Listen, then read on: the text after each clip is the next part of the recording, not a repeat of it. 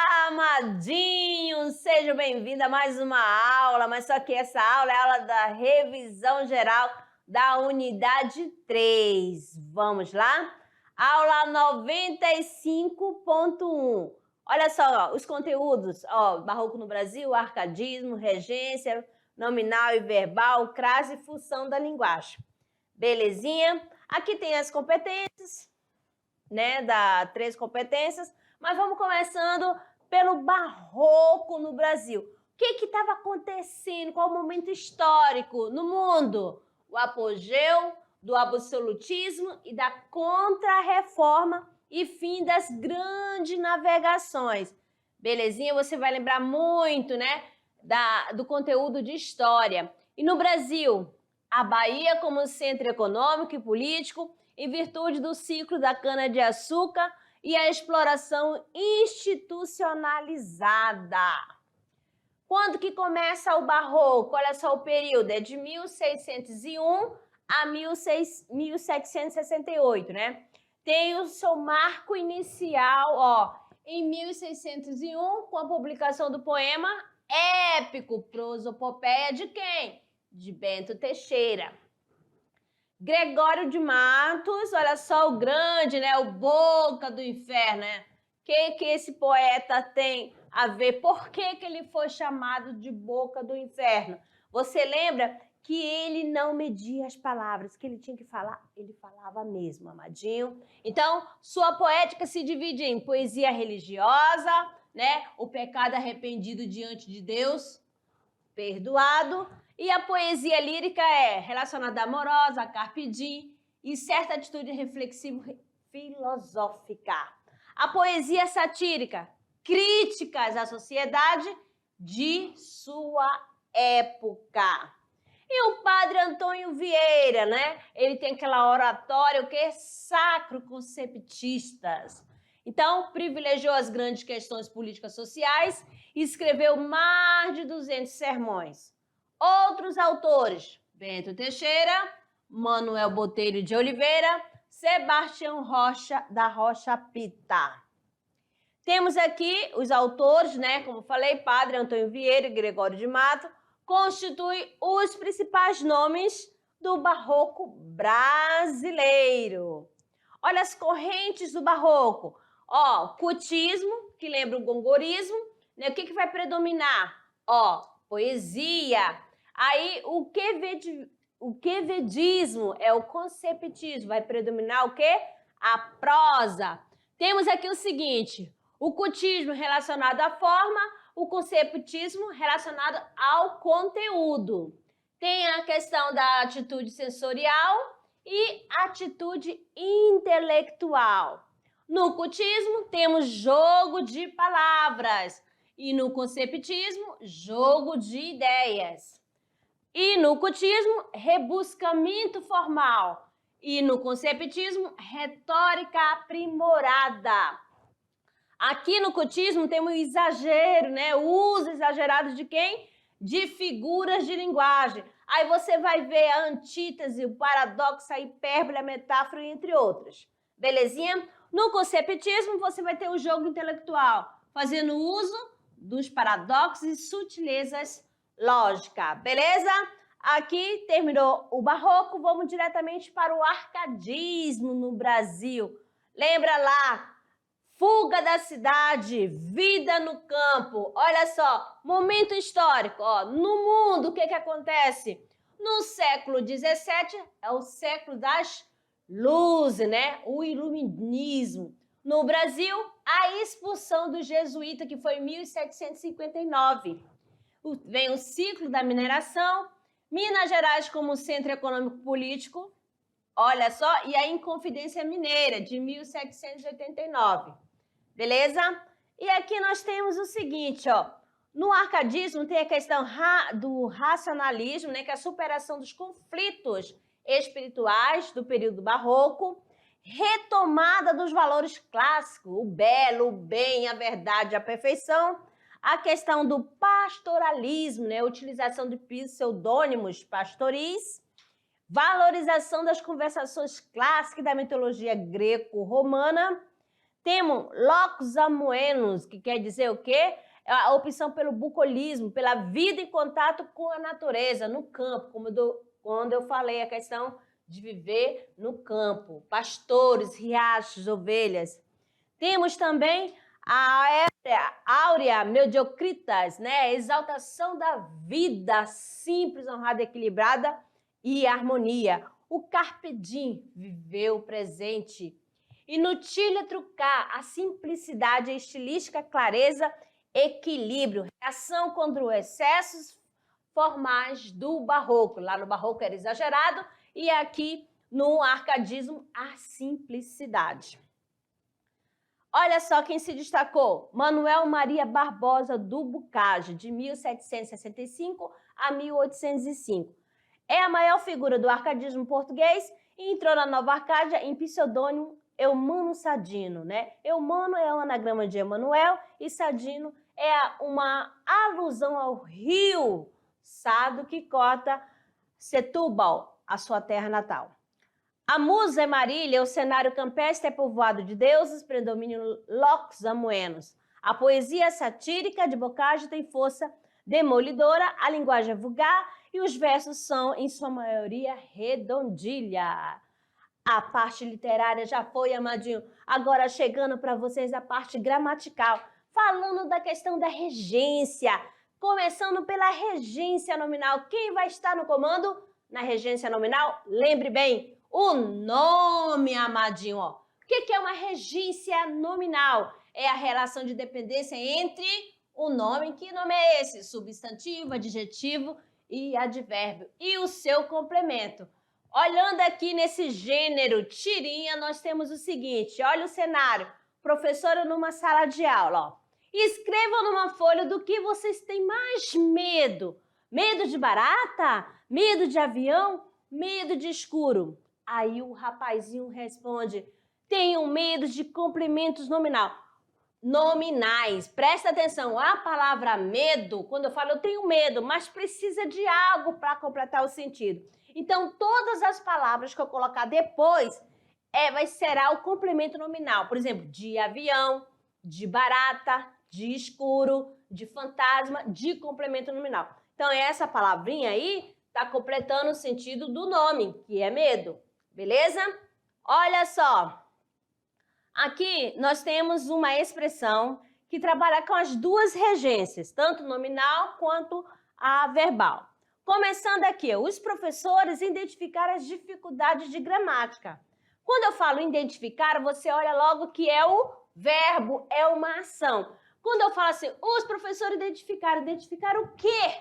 Olha só, as dificuldades de gramática. Então, a dificuldade de gramática está completando o sentido do verbo. O verbo exige um complemento sem preposição. Então, esse verbo é um termo regente. Quem é o termo regido? O complemento verbal, que é, no caso, as dificuldades de gramática. Belezinha? Que vai ter a função de objeto direto. Mas dentro do objeto direto, nós temos o seguinte, amadinho, ó, as dificuldades. Dificuldade de quê? De gramática. Então, dificuldade é o nome. Olha só, ó, dificuldade é o nome, que é o núcleo do termo regente nominal, e de gramática é o complemento nominal. Lembrando que todo complemento nominal vem regido de preposição, beleza? Agora, regência verbal, ó, é a relação de dependência ou de subordinação entre o verbo e os termos que os complementam. Quem são? Objeto direto, objeto indireto. Ou caracteriza os adjuntos adverbiais. Vejam aqui, ó. Temos aqui o seguinte. Efeito de sentido das relações da regência, de regência. Por exemplo, quando eu tenho o verbo aspirar, ele pode ter o sentido de absolver e inolar. Se for nesse sentido, ele vai ser verbo transitivo direto. Como assim, amadinha? Olha aqui o exemplo, amadinho. Ó, Calixto aspirou o aroma das flores. Então, este verbo aqui, aspirar, ele é verbo transitivo direto. Ele exige o complemento sem auxílio de preposição, que é, no caso, o aroma das flores aqui está completando o sentido do verbo aspirar. Agora, se eu tenho o verbo aspirar no sentido de desejar, almejar, ele vai exigir uma preposição, que essa preposição vai ser a preposição a. Preste atenção. Aspirar, desejar e almejar. Almeja aqui, deseja aqui. Olha o exemplo. Sempre aspiramos à felicidade, ó. Sempre almejamos a felicidade. Então, automaticamente, aqui eu tenho uma preposição mais o artigo. Por quê? Felicidade é um substantivo feminino, ok? Mais uma aqui para vocês, aqui ainda do sentido de aspirar. Há máquinas que aspiram o pó do assoalho, que absorve, então aí de cima de aspirar, né? De absorver, verbo transitivo direto. E tem aqui, João aspirava a uma posição brilhante, ou seja, ele almejava a uma posição. Esse azinho aqui não é a preposição e o uma é o artigo. Beleza? E agora, amadinho, crase. Crase, presta atenção. Quando eu tenho duas letras iguais, presta atenção, no caso, a, eu tenho um a preposição e a artigo ou a pronome demonstrativo. Como assim, amadinha? Eu vos declaro craseado como símbolo dessa união, abençoo esse acento grave. Grave, amadinho, este acento aqui, ó. Grave, grave, não é acento de crave. Acento grave é o nome, tá bom? Porque eu tenho a preposição e a artigo. Tanto que o O fica chorando, se lamentando. Vamos ver por quê? Então, aqui, amadinho, eu tenho crase. Ó, preposição mais artigo feminino ou preposição mais pronome demonstrativo. Só seguir aqui, ó, esse esquema. Então, pronome demonstrativo mais a vai ficar as e pronome demonstrativo aquele, aquela, aquilo. Beleza? Olha só, o que vai acontecer? É a fusão de vogais idênticas, já falei, né? E aparece marcada pelo acento grave. E quais são os casos, né? Facultativos. Olha só, há 3 casos. Olha só. Diante de nomes de pessoas do sexo feminino. Olha só, tem um Sandro aqui, ó. Ele fez referência a Sandra. Eu posso colocar só a preposição ou eu posso colocar ou a com acento indicativo de crase. Diante de pronomes possessivo feminino, pode aparecer sem crase ou com crase. Obedeço a minha irmã. Depois da preposição até, olha só, vejam bem, até a feira, fomos até a feira, fomos até a feira. Belezinha? Aqui é facultativo, pode aparecer ou não. E os casos que são proibidos, olha só, antes de verbo no infinitivo, ó, comecei a chorar, comecei a falar, ó, terminação em R no final. Antes de pronomes, antes de a mais palavra no plural, antes de artigo um e uma, antes de masculino e antes, entre palavras repetidas. Ó, tomei gota a gota do remédio, amargo. Olha só, gota a gota, frente a frente. Então, não tem crase. Agora, gente, vocês estão entendendo? Ou estou muito acelerado? Calma, amadinho, que ainda tem mais um assunto aqui, que é o caso das funções da linguagem. Vocês vão lembrar lá dos elementos da comunicação, tem tudo a ver com as funções da linguagem, tá certo? Vamos lá. Respira, amadinha. Ó, nós temos aqui as funções, presta atenção, referencial, relacionada ao contexto. A função poética está relacionada à mensagem. A emotiva ou expressiva está relacionada ao emissor. A conativa apelativa ao receptor, a fática, canal, e a metalinguística está relacionada ao código. Então, o que você observou aqui, ó? Que é possível identificar, preste atenção, ó, pelo menos uma das 6 funções da linguagem, as quais se relacionam diretamente com os elementos da comunicação, com os elementos da comunicação, né? Idealizado por quem? Por Jacobson. Exatamente.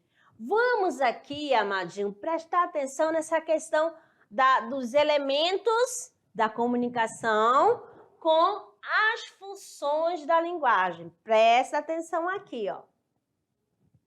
Ó, funções da linguagem. Ó, esqueci de tirar novamente a questão da emotiva. Vamos analisar uma por uma, tá? Aqui vai estar falando das 6. Presta atenção. Primeira, denotativa. A denotativa ela é conhecida também como informativa ou referencial. O próprio nome já diz, ela vai ser clara, vai ser objetiva. Ou seja, ela vai ter o quê? Clareza. Onde que eu encontro uma linguagem que é informativa, que dá uma referência? Temos aqui, ó, o jornal. Até aqui na nossa aula, eu uso uma linguagem denotativa. Então, eu vou dizer o quê? Que é uma linguagem com referencial.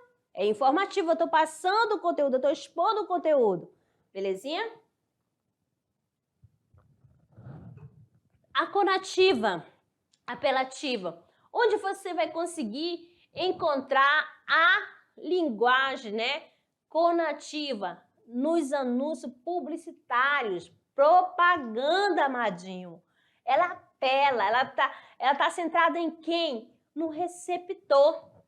Ela vai direto, ela vai tentar convencer você, né? Ela te dá uma ordem, ela te faz um pedido. Então, ó, conheça nossas promoções, beba Coca-Cola, faça exercício. Então, é uma linguagem apelativa. E a emotiva, amadinho, é aquela expressiva, é aquela subjetiva, que vai o quê? A questão vai dar ênfase no eu, né? Opinativa, subjetiva. Você vai encontrar lá na música, que a pessoa que está fazendo a música está expressando o quê? O seu eu, o que ele está sentindo. Então, o eu vai estar na frente. E a fática? A fática é aquela que gosta de verificar. E aí, estão entendendo, amadinho? Ó, estão conseguindo me ouvir? Oi, tá ligado? Então aí, ó, aquele contato, né? É verificativa, clareza e objetiva também, ok? Quando você conversa no telefone, oi, alô, tudo bem? Tá me ouvindo? Isso aí, ó, é a linguagem o quê? Fática. E a metalinguística? Metalinguística é aquela que é autoexplicativa. Isso, você vai fazer um poema falando do próprio poema. Então, tá explicando, tá dizendo como que fazer.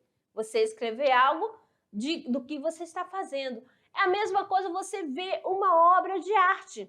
Você vai pintar, fazer uma tela e você vai desenhar você dentro da tela pintando também. Então, é autoexplicativa. Temos aqui outra, quando fala de palavra, explicando o que é palavra. Tá aí o exemplo do próprio dicionário. Beleza? E agora a função poética está relacionada, amadinhos, diretamente à estrutura, à forma de como foi construída o poema. A preocupação aqui em relação à estética, à rima e a sons. Beleza? Então, amadinhos, aí, entenderam a mensagem? Os conteúdos? Então, eu desejo a todos uma ótima avaliação. Tá ok? Um grande beijo.